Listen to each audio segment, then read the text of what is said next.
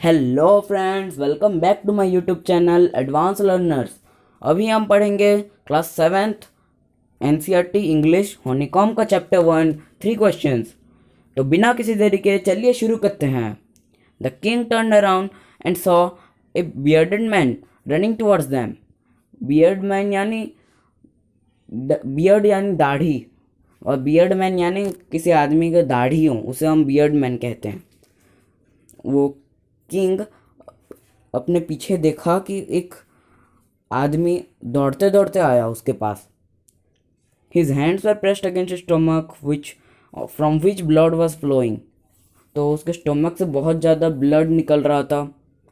When he reach the king he fainted and fell to the ground. जब वो king के पास पहुंचा वो बेहोश होकर नीचे गिर गया। हाँ, जाहिर सी बात है, इतना ज़्यादा चोट लगा होगा तो गिर ही जाएगा, बेहोश हो जाएगा ना। The king and the hermit removed the man's clothing and found a large wound in his stomach. वो किंग और हर्मिट उसका शर्ट निकाल के देखे तो उसके पेट में कुछ बहुत बड़ा चोट लगा था। The king washed and covered it with his handkerchief. King वो उस वुंड को धो लिया और अपने हैंडकरचीफ से उसे कवर करने की कोशिश की, पर वुंड ब्लीडिंग उतना ज़्यादा था कि वो भी काम नहीं किया। उसके बाद वो रीड्रेस्ट किया उस वुंड को, तभी जाकर वो ठीक हुआ। The man felt better and ask for something to drink.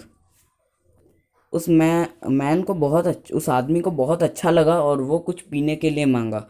फिर किंग उसके पास गया फ्रेश वाटर लेके। फ्रेश वाटर उसे दिया, वो पी लिया। By this time the sun had set and the air was cool.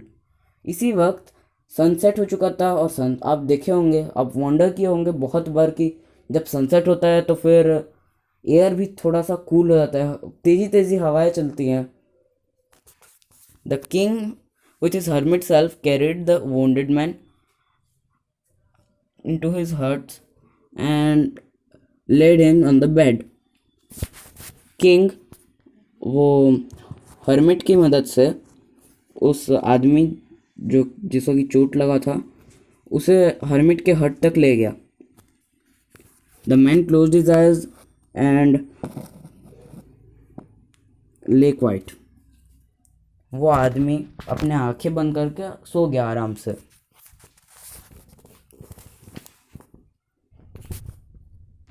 The king tried by his work and the work he had done, lay down on the floor and slept through the night. King जो काम कर रहा था, flower bed जो बना रहा था, वो उसके बन चुके थे और उसके बाद वो भी सो गया। जब वो उठा वो वुंडेड मैन, जब वो किंग उठा फिर वो सोच रहा था कि ये बेड में कौन लेटा हुआ, ये आदमी कौन है। फिर जब वो आदमी उठ गया तब वो किंग से कहने लगा, मुझे माफ़ कर दीजिए। बहुत ही वीक वॉइस में उसने बोला। फिर किंग ने कहा कि मैं आपको तो नहीं जानता हूँ, मैं आपको कभी नहीं जानता हूँ और मैं आपको कैसे माफ़ करूँ, मैं आपको कभी जानता ही नहीं। फिर उसने कहा कि आप हमें नहीं जानते पर मैं आपको जानता हूँ।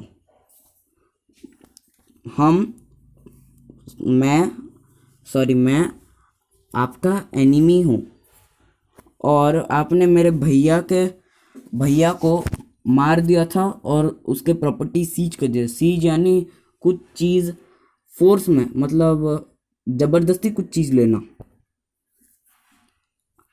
आई know you had gone alone to see that hermit. मुझे पता था कि आप अकेले जा रहे हैं उस hermit के पास कुछ क्वेश्चन पूछने के लिए, तो मुझे लगा कि आप शाम तक आ जाएंगे, पर अंधेरा होने वाला था और मुझे पता चला कि आप नहीं आ रहे हैं। तो फिर मैं जहाँ पे छिपा हुआ था झाड़ियों के पीछे, मैं उससे नीचे आ गया। मैं उससे बाहर निकल गया और आपके बॉडीगार्ड मुझे अपने गन से हिट कर दिया और मुझे माफ़ कर दीजिए, ये बोला उसने। The king was very happy to have made peace with his enemy so easily. King बहुत खुश था कि वो अपने एनिमी से इतने जल्दी फ्रेंडशिप कर लिया, and to have won him over as friend. He not only forgave him but said he would send his servants and his own doctor to look after him.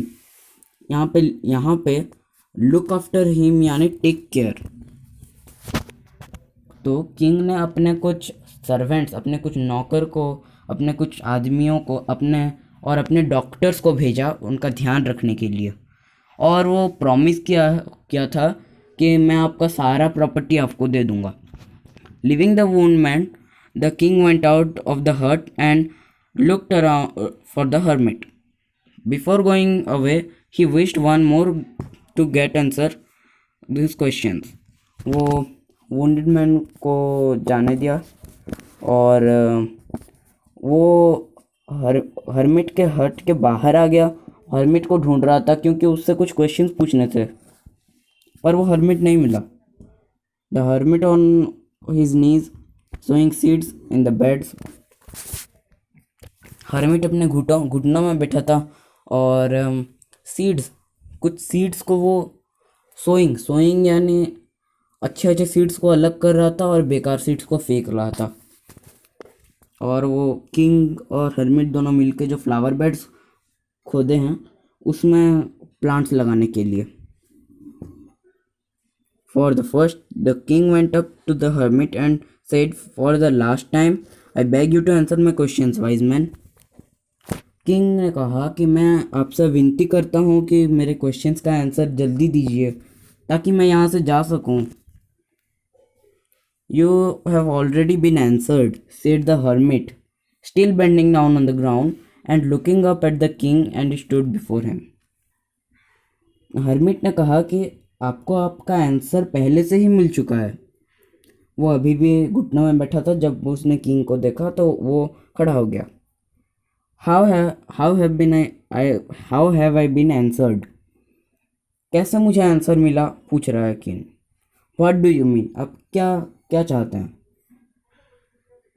What do you not see? क्या आप नहीं देखे? ये hermit ने कहा। If you had not pitied my weakness yesterday and had not dug these beds for me, you would have gone away. अगर आप मेरे वीकनेस, मैं कमज़ोर था, यह अगर आप नहीं देखे होते तो मेरे पास नहीं आए होते और ये बेड्स मैं अभी भी खुदाई कर रहा होता, ये flower beds. then that man would have attacked you and you would have wished you had stayed with me. हाँ, रात हो चुका था, उसने आंसर नहीं दिया। अगर वो आंसर दे देता, किंग चला जाता अकेले ही, और अकेले जाता तो उसका एनिमी जो था वो उस पर अटैक कर सकता था। समझ गए? So the most important time was then when you were digging the beds. आपके लिए सबसे इम्पोर्टेंट टाइम वो है जब आप वो फ्लावर बेड्स खुदाई कर रहे थे। वही आपका बहुत सबसे इम्पोर्टेंट टाइम है। आपका पहला क्वेश्चन का आंसर ये रहा। हर्मिट ने कहा, and I was the most important man and to do me good was your most important business. और मैं मोस्ट इम्पोर्टेंट मैन था उस टाइम में मैं सबसे इम्पोर्टेंट पर्सन था। जब किंग बोल रहा था, उसका सेकंड क्वेश्चन जो था, याद है ना? Which people should you listen to? Afterwards, when the man ran to us, the most important time was when you were caring for him. तो सबसे इम्पोर्टेंट टाइम आपके लिए वो था जब आप उसको केयर कर रहे थे, आप जब उसका ख्याल रख रहे थे, वही आपका सबसे इम्पोर्टेंट टाइम था। Because if you have not dressed his wound, he would have been died without having made peace with you. हाँ, ये भी सही है। अगर आप उस वक्त उसके वुंड अगर नहीं ठीक किए होते, उसको अगर रिड्रेस नहीं किए होते, तो अभी तक वो मर चुका होता और आप अपने एनिमीज़ के साथ फ्रेंडशिप नहीं कर पाते थे। Remember then, there is only one time that is important and that time is now. याद रखिए कि एक ही टाइम इम्पोर्टेंट है हमारे लिए और वो है नाउ, अभी, present. It is the most important time because it is the only time we have any power to act. हाँ, अगर हम नाउ, प्रेजेंट में ही हम कुछ काम कर सकते हैं.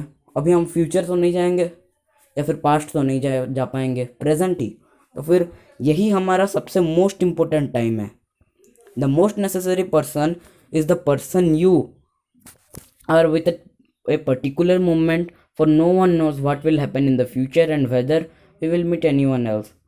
The most important, most necessary person, सबसे ज़रूरतमंद आदमी वो है जो कि उस टाइम में आपके साथ हो.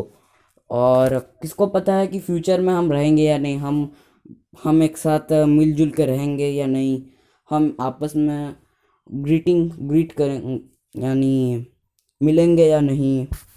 The most important business is to do that person good. Most important business वो है जो कि उस person is to do that person good because we were sent into this world for that purpose alone. ता यहाँ पे इसका मतलब है क्योंकि हम इसी काम के लिए यहाँ पे भेजे गए हैं. God has gifted us. तो इसी के साथ हमारा ये ख़त्म हो चुका है. और इस स्टोरी को लिखे हैं लियो टॉल्स्टॉय. इसके बाद है आपका कॉम्प्रहेंशन चेक. इसे आप खुद कर सकते हैं आई थिंक, क्योंकि अभी मैं आपको समझा लिया हूँ लेसन. उसके बाद वर्किंग विद द टेक्स्ट, यहाँ पे आपको क्वेश्चन आंसर मिल जाएंगे. फिर वर्किंग विद लैंग्वेज, यहाँ पे मैची टेक है, फिल इन द ब्लैंक्स है, और स्पीकिंग एंड राइटिंग. बस इतना ही. आगे हम पढ़ेंगे द स्क्विरल. तो वीडियो कुछ ज़्यादा ही लंबा हो गया है, सॉरी फॉर गाइस. तो अभी हम अगले वीडियो में मिलते हैं. Thanks for watching. अब अगर आपको ये अच्छा लगा तो इसे लाइक कर देना. मेरे और भी ऐसे नए नए वीडियोस देखने के लिए चैनल को सब्सक्राइब कर देना गाइस. और वो सब्सक्राइब के बाजू में एक बेल नोटिफिकेशन है, उसे ऑल पे सिलेक्ट कर देना ताकि मैं जो भी वीडियो अपलोड करूँ वो आपके मोबाइल स्क्रीन तक पहुंच जाए. और thanks for watching. Keep supporting. Take care and good bye.